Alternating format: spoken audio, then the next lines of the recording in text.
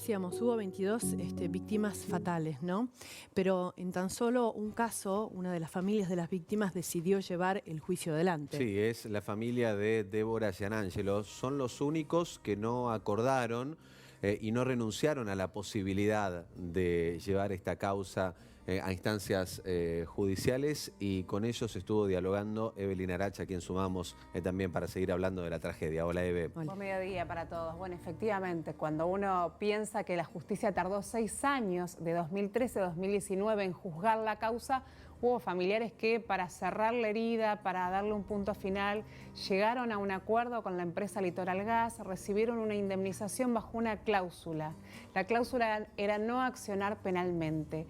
La única familia que no aceptó ese acuerdo fue la familia Gianangelo. La vida que se perdió allí fue la de Débora, tenía 19 años, era la víctima más joven de estas 22 que fallecieron en la peor tragedia de Rosario. Ella estudiaba Derecho, su hermano estudiaba con ella y la vida a Adrián se le detuvo. Se le detuvo tanto que tiene 3 materias por rendir y no va a la facultad, porque cada vez que entra recuerda a su hermana. Digo, ¿no? La vida le cambió para siempre y entiende que él, y uno respeta el dolor de todas las víctimas. Los Gianangelos entienden que no pueden llegar a ningún acuerdo. Vamos a hablar después de lo que la Corte Suprema de Justicia de la Nación debe decidir y por qué.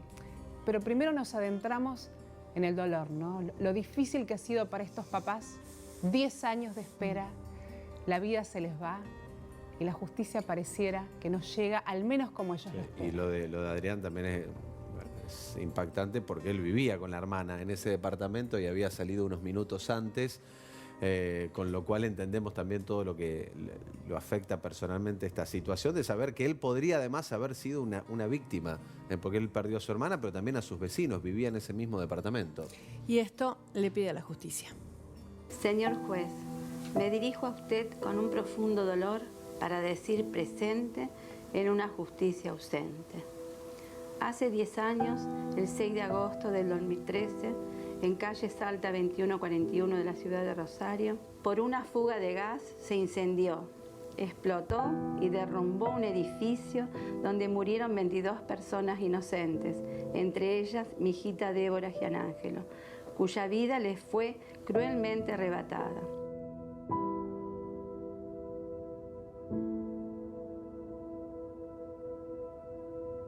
Yo pienso que 10 años, 20, es un instante, es un segundo, es recién, ¿viste? ¿Por qué? Y porque como que no pasó los 10 años en tiempo. No me parece que, primero que siempre a mi hijita nosotros la tenemos latente, viva. Nunca pude hablar de mi hija sin vida.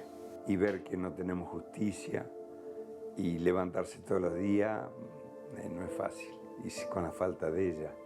Porque la familia nuestra se llamaba Logiana.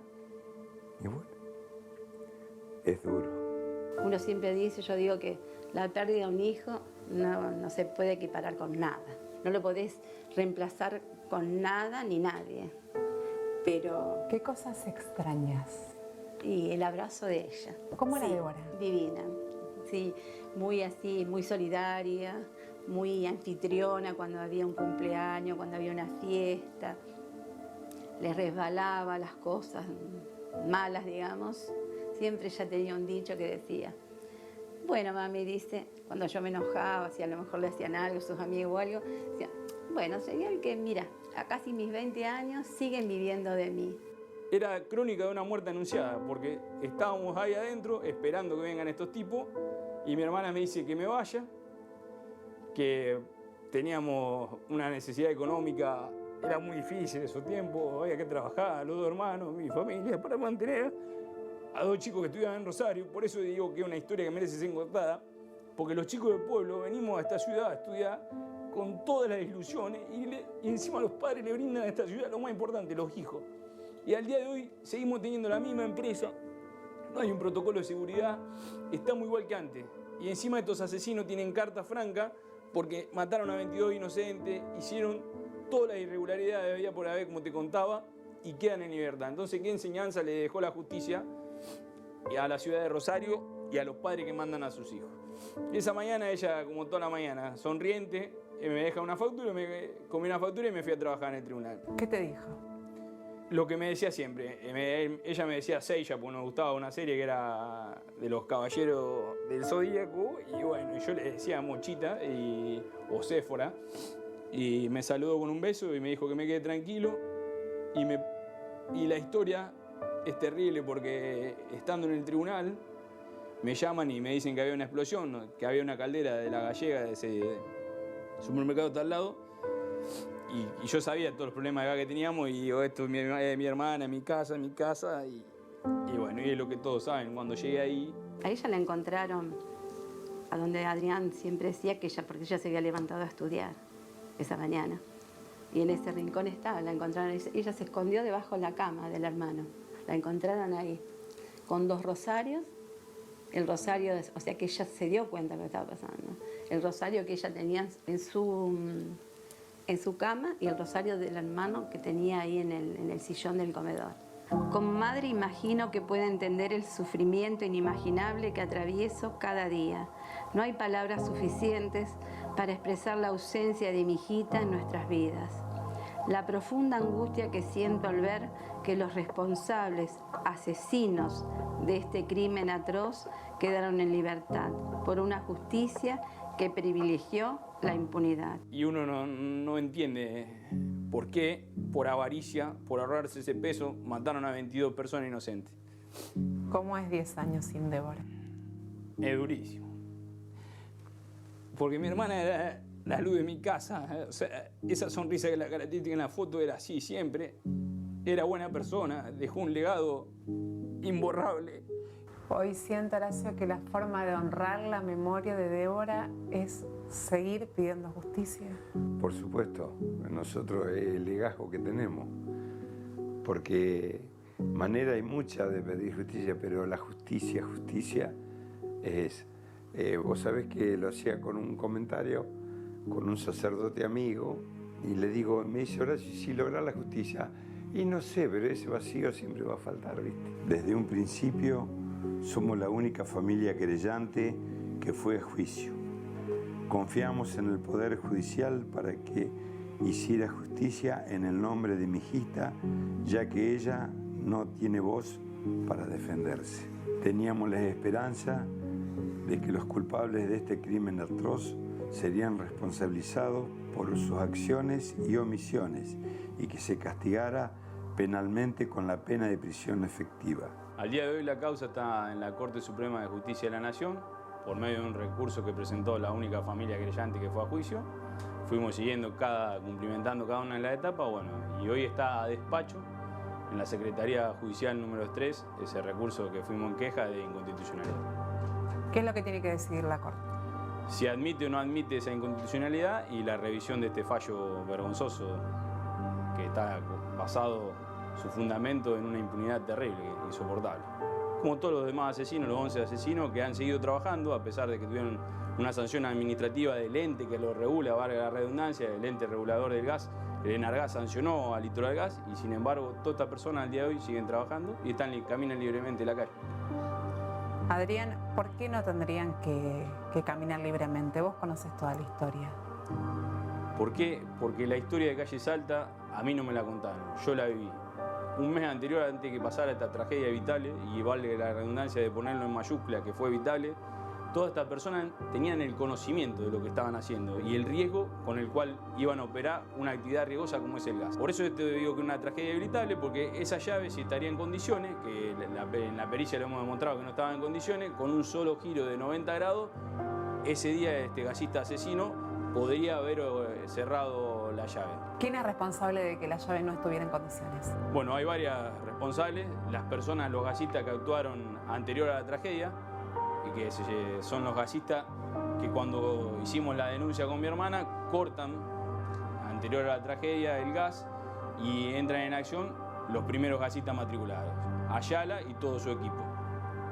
Ese equipo modifica el regulador del gas, un codo y un niple, con lo cual la normativa ANAC lo dice que la licenciataria del servicio es la que autoriza esas modificaciones. Ellos hicieron unos arreglos caseros, no solo sacaron 2 veces el regulador por fuera del medidor de gas y lo volvieron a instalar, sino que lo volvieron a pintar como si fuera que estaba nuevo Y ahí entra en juego la empresa cuando viene y restablece el servicio. Restablece un servicio y ahí entra en juego los famosos reclamistas, que son las personas que mandan la empresa para ver que la obra esté bien hecha y para que el gas esté en condiciones para inyectarlo al edificio. Ellos se dieron cuenta, digo, había razones para comprobar de que eso estaba pintado, que en realidad no era nuevo, que eran piezas que sí, por se habían supuesto, eso reemplazado. estaba a la vista de todos los vecinos, porque es lógico que cuando cortan un gas en un edificio que tiene 60 departamentos y éramos casi 100 personas las que vivíamos ahí, estábamos todos en la vereda donde está el regulador. Entonces veíamos cómo operaban estos gasistas, a los martillazos. Había 3 personas, 2 operarios de Vitrogas, que ese mismo día no podían abrir la llave de tanto martillazo que le habían dado estos gasistas, con lo cual estaba a la vista que la válvula no es operable. Y esto consta en las pericias y en los testimonios que fuimos los testigos a dar en el juicio público y oral. Adrián, vos viendo esto, ¿temías que pasara una tragedia? Sí, por supuesto. Por eso digo siempre que yo llamé al 0800 Gas, que yo fui el chico que fui ese lunes al consorcio. El consorcio tenía un vidrio espejado, con lo cual ellos desde adentro para afuera te veían. No nos abrieron la puerta a mí y a mi hermanita. Esa noche del viernes 26 de julio en el departamento de Laura Martín, donde se presenta el famoso gasista García, que era el gasista más económico, y él decía que esto era una boludez hacerlo, y se le recomendaba por la normativa NAI y los gasistas anteriores que pongan 2 reguladores, y él puso uno y encima de menor regulación, con lo cual puso uno de 75 y tenía que haber uno de 100 o 2 de 75. Ya venía, la tragedia se iba generando un episodio riesgoso cuando iban pasando los días. Por eso siempre digo que... ¿Había olor a gas? Por supuesto que había olor a gas. Por eso la vecina Mariela Bollo denuncia y cortan el gas ese viernes y nos quedamos todo el edificio sin gas.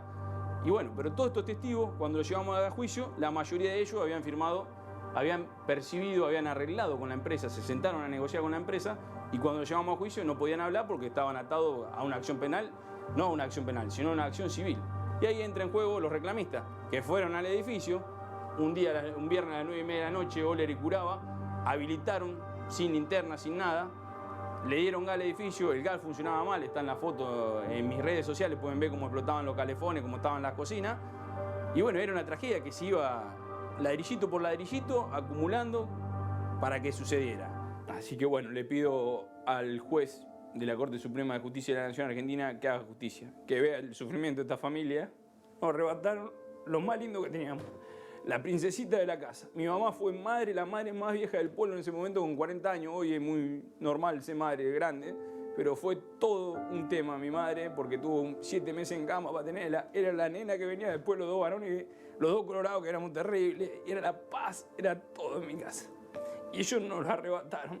Por último, a 10 años de la tragedia, ¿cuál es el recuerdo que se te viene? A vos que no te la contaron, a vos que estuviste ahí. El recuerdo que tengo de la tragedia es la desesperación. En estos días de buscar a mi hermana, esos días ahí. Y después, a medida que pasaban los días, iban apareciendo vecinos míos, con lo cual eso fue muy difícil vivir todos estos años con ese recuerdo en la cabeza. Pero uno está tranquilo porque yo cuando hago la acusación, y es más, cuando hago cada presentación, la hago por 22 inocentes. Se nos va la vida persiguiendo penalmente a los responsables. Es inadmisible vivir cada día con esta impunidad y que estos asesinos caminen libremente mientras mi hija no puede volver a sonreír, crecer y disfrutar de su vida. No podemos permitir que la muerte de mi hija quede sin castigo.